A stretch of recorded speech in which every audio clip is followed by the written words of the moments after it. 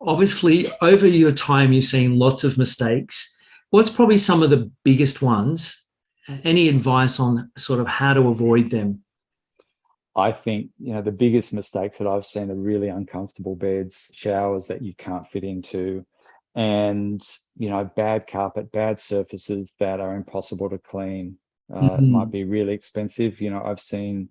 I've been fortunate enough to stay in some really lovely hotels, but also some really cheaper hotels as well. And in some cases, the cheaper hotels actually have been better than the expensive ones for lots of different reasons. But I think that going back to the prototype room piece, this is where all this gets picked up by a multitude of people. You have 2 or 3 people looking at a prototype room.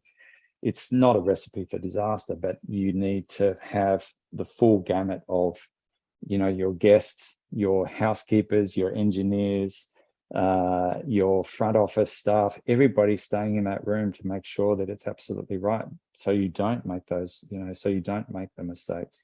But again, using the right people that have experience in the field of hotel new build and refurbishment.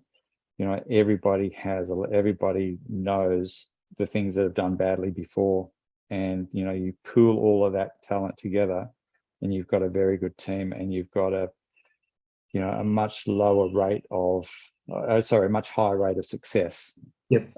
in your refurbishment. Yep. So you're right. That mock-up room should exist for a reasonable period of time, so you can actually get housekeeping to clean it with the standard chemicals that they're using.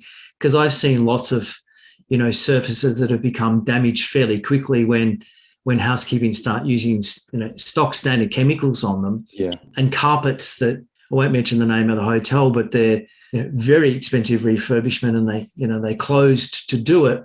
And then I think it was literally after 3 months, the hallway carpets looked like they'd been water damaged. Mm. And it was just traffic during the 3-month period that had made them look like they'd been there for a number of years. Mm.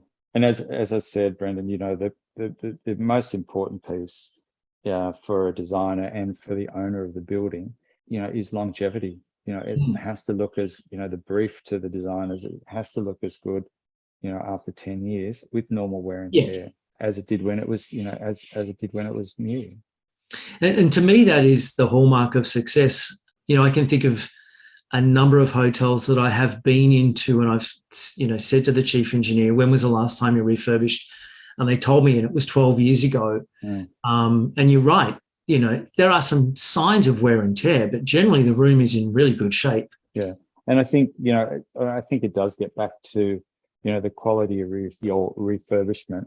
Also, hinges strongly on the quality of your housekeeping team, whether they be outsourced, which most companies do these days. Yep. But also the management of the maintenance of the hotels as well, from the chief engineer and his team. So between the chief engineer and the housekeeping, they're really critical pieces in the maintenance of your property. Most definitely. Yeah, a behind the scenes team that can make or break their guest stay, really. Yeah. Very, very much so. Yeah, very much so. Because, you go to a hotel and, television is not working, or the Wi-Fi is not working, or the shower pressure is poor, or it takes a long time for the shower to get hot if you're on one of the upper levels.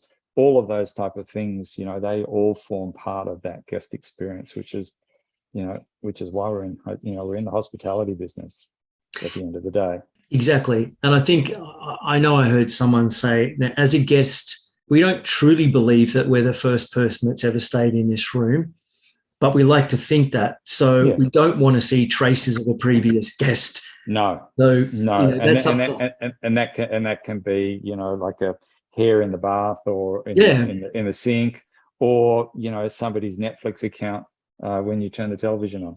Correct. I'm just laughing because I saw an entry in a duty manager's logbook from a hotel just the other week that a guest checked in and found blood stains in the bath. It's like, okay. I'm not sure what happened. That's a little scary, and you don't want to.